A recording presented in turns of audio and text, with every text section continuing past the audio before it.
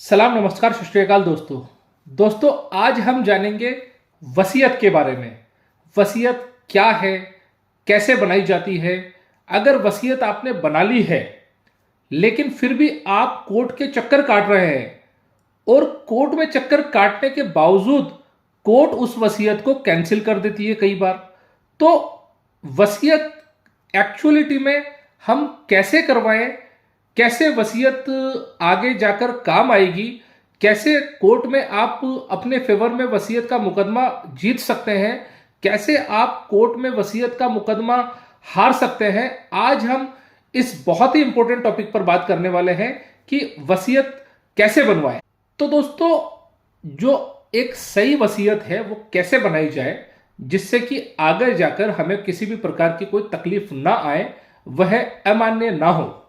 अपनी स्व अर्जित आय से संपत्ति लेता है और उसके मृत्यु के बाद उसका कौन मालिक होगा, वह दस्तावेज बनवाकर कौन मालिक होगा, यह व्यवस्था करता है।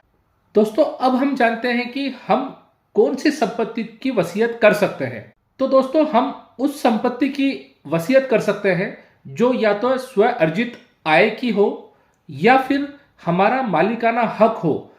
दोस्तों, यहां पर यह इंपॉर्टेंट बात है कि स्व अर्जित आय की संपत्ति कौन सी मानी गई है।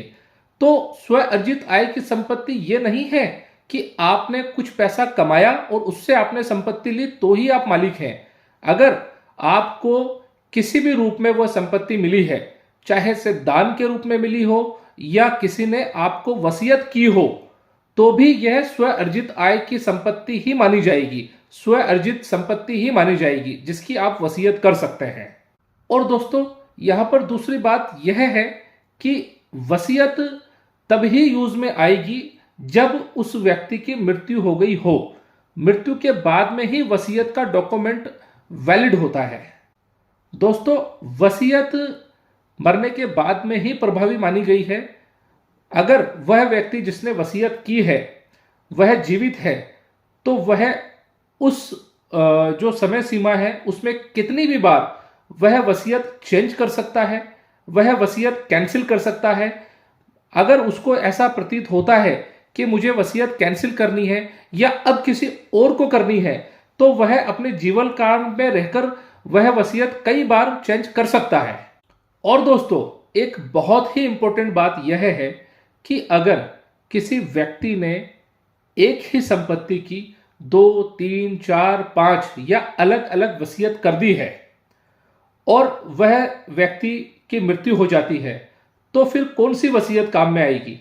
तो दोस्तों, यहां पर जो लास्ट वसीयत जो बनी है वो वसीयत वैलिड मानी जाएगी। और दोस्तों, जो पुरानी जो वसीयत है, जो अंतिम वसीयत से पहले जो वसीयतें बनी हैं, वह स्वतः ही कैंसिल मानी जाएगी। दोस्तों, वसीयत बनाई कैसे जाती है, यह भी बहुत इंपॉर्टेंट है। तो दोस्तों, वसीयत बनाने का कोई कानून में कोई अलग से कोई प्रावधान या प्रक्रिया नहीं है। वसीयत सादे कागज पर भी बनाई जा सकती है, टाइप कर कर भी बनाई जा सकती है, स्वयं खुद के हाथों से लिखकर भी बनाई जा सकती है, स्टाम्प पर भी लिखकर बनाई जा सकती है। अगर आप स्टाम्प नहीं लेते हैं तो भी बनाई जा सकती है। तो दोस्तों, वसीयत जो है वो किसी भी रूप में बनाई जा सकती है, वह वैलिड है। दोस्तों, वसीयत को रजिस्टर्ड भी करवाया जा सकता है। अगर रजिस्टर्ड नहीं करवाया है तो भी वसीयत मानी जाएगी।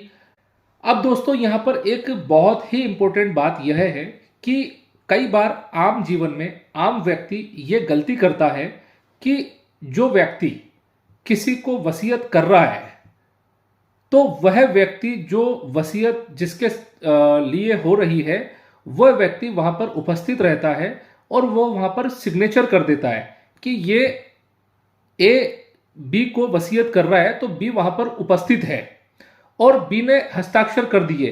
तो दोस्तों, यह जो सिग्नेचर है या जो बी की जो उपस्थिति है वह संदेहास्पद है, वह गलत है। दोस्तों, इससे संदेह उत्पन्न होता है और कई बार इस ही पॉइंट पर, इस सिग्नेचर पर न्यायालय अमान्य वसीयत को घोषित कर देता है। इसका सीधा सा मतलब यह है दोस्तों कि ए और बी जो वसीयत करने वाला है और जिसके लिए वसीयत हो रही है, तो बी यह सोचता है कि अगर मेरे सिग्नेचर होंगे तो वह डॉक्यूमेंट और अच्छा बन जाएगा, लेकिन ऐसा नहीं है दोस्तों, वह आपके लिए गलत है। दोस्तों, वसीयत जब हम बनाते हैं तो सबसे इंपॉर्टेंट दो साक्षी हैं। जो दो गवाह हैं उनका बहुत ही इंपॉर्टेंट रोल होता है उस संपत्ति में, उस वसीयत के लिए। अगर न्यायालय के सामने अगर किसी भी प्रकार का मुकदमा जाता है तो न्यायालय इन दो साक्षियों के बयान के आधार पर ही अपना डिसीजन देती है। अगर आपने वसीयत को रजिस्टर्ड भी करवा लिया है, लेकिन अगर साक्षी पलट जाते हैं या गलत होते हैं तो हो सकता है कि न्यायालय अमान्य उस वसीयत को घोषित कर दे। तो दोस्तों, जो दो साक्षी हैं, अगर आपने रजिस्टर्ड वसीयत नहीं भी करवाई है तो भी कोई गलत नहीं है, लेकिन जो दो साक्षी है वह बहुत इंपॉर्टेंट रोल प्ले करेंगे हमेशा वसीयत में। और दोस्तों, वसीयत का जब आप निष्पादन करते हैं और अगर कोई व्यक्ति जो कि बहुत बूढ़ा है या बीमार है और अगर आप उनकी वीडियोग्राफी कर लेते हैं तो वह आपके लिए अच्छा होगा। अगर आप वीडियोग्राफी कर लेते हैं तो उससे संदेह की स्थिति जो है वो दूर हो जाती है कि ये व्यक्ति मृत था या ये अनकॉन्शियस था, उस वक्त इसका अंगूठा लगवा लिया गया। तो दोस्तों, अगर आप वीडियोग्राफी करवा लेंगे तो यह संदेह की जो स्थिति है यह दूर हो जाएगी। और दोस्तों, वीडियोग्राफी के बाद में अगर यह वसीयत न्यायालय में चैलेंज की जाती है तो न्यायालय अगर यह वीडियोग्राफी देखेगा तो न्यायालय के सामने हम वीडियोग्राफी बताकर अपने पक्ष में डिसीजन ले सकते हैं। अब दोस्तों, हम जानते हैं कि आम जीवन में एक प्रश्न आता है कि क्या वसीयत को हम रजिस्टर्ड करवाएं? जो पंजीकृत कार्यालय है, क्या हम वहां पर वसीयत को पंजीकृत करवाएं? क्या जरूरी है? तो दोस्तों, वैसे तो वसीयत को रजिस्टर्ड करवाना जरूरी नहीं है, लेकिन दोस्तों, जो डॉक्यूमेंट घर में क्रिएट किया गया है और जो एक सरकारी दस्तावेज है, तो हमेशा जो सरकारी दस्तावेज है उसकी मान्यता ज्यादा होती है। तो अगर आप जो पंजीकृत कार्यालय है, अगर आप वहां पर वसीयत को रजिस्टर्ड करवा लेते हैं तो वह बहुत ज्यादा अच्छा होता है बनिस्बत कि आपने वह डॉक्यूमेंट घर में तैयार किए हो या आपने खुद ने तैयार किए हो।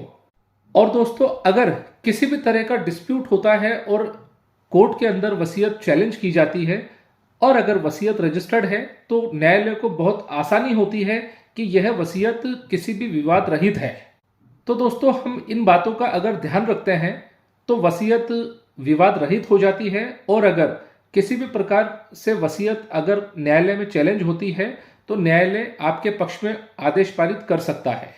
तो दोस्तों, मैं एडवोकेट शाहिद आप लोगों से अपील करता हूं कि चैनल को सब्सक्राइब जरूर कीजिए, तो हम इसी तरह की लीगल अवेयरनेस की वीडियोस हमेशा आपके लिए लाते रहेंगे। धन्यवाद।